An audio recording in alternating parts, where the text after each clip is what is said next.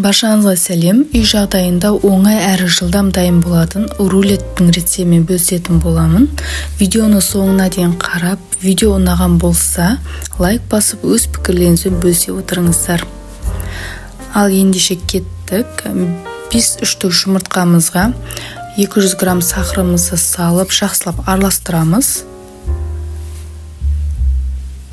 Араластырған кезде жұмыртқа мен сахар 2 есе үлкейетін болады.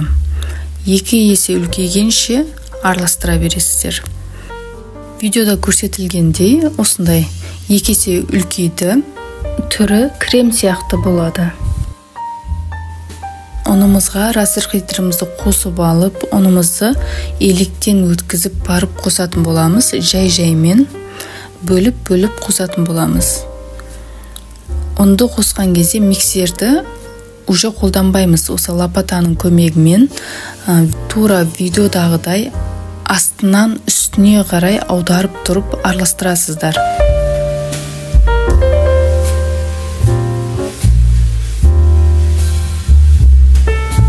Оның барлығын бірден салмаңыздар, отырып қалуы мүмкін. Осылай бөліп салып араластырасыздар.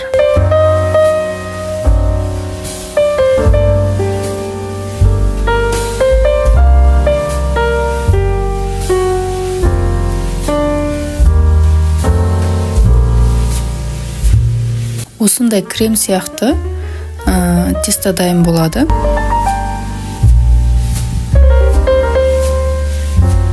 Енді пергаментный қағазымызға дайын болған тестамызды құйып, бір тегіс етіп жағып шығамыз.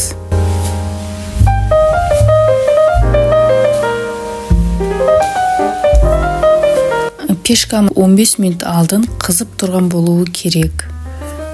180 градуста 25-30 минут пісіріп аласыздар. Әрине беті қызарғанша.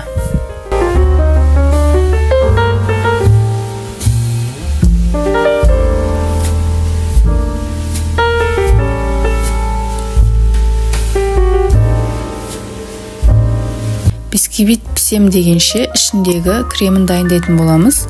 Творожный сырға сахарный пудрамызды салып, жақсылап миксердің көмегімен араластырып аласыздар.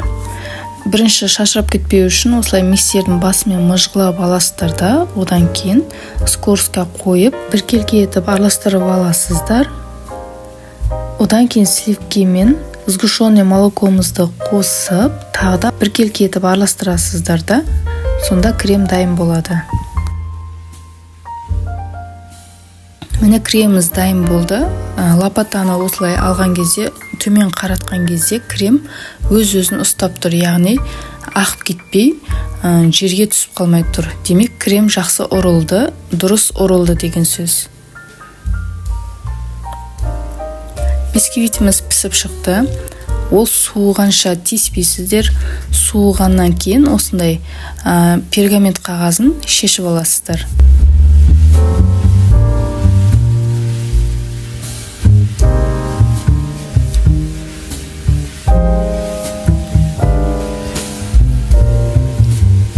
Енді сиропты барлық бетіне жағып шығатын боламыз. Мен бұл жерде сүтке азғана сахарды қосып, соны барлық бетіне жағып шықтым.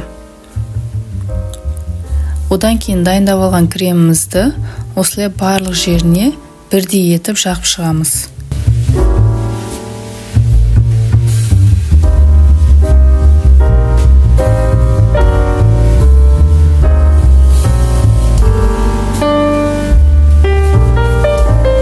Енді астындағы пленканың көмегімен рулетімізді орап бастаймыз. Тура осылай видеодағыдай ораңыздар. Қолымыздың көмегімен қысып, бірдей формаға келтіріп аласыздар. Әрі ораған сайын.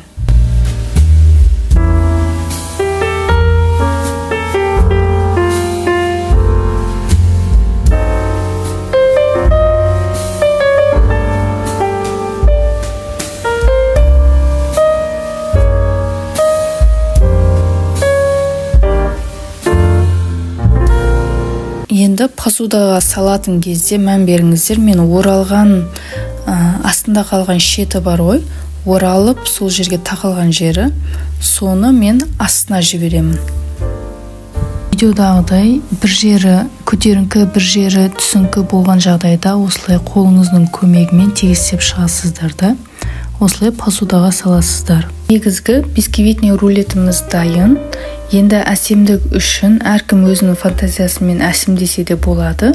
Мен бұл жерде ішіне жаққан кремнен азырақ алып қалдым да, соны гүлдің формасымен бетіне жағып шықтым. Оның бетіне үйдегі кез келген фруктиді қойсаңыздар болады. Мен киви мен бананды қойып шықтым да, бетіне сахарный пудраны сүйіп шықтым. Осымен рулетіміз дайын. Жасап көруге кеңес беремін. Жасап көріңіздер, сіздерге де қатты ұнайды деген ойдамын. Әсіресе балалардың сүйікті асы десек те болады.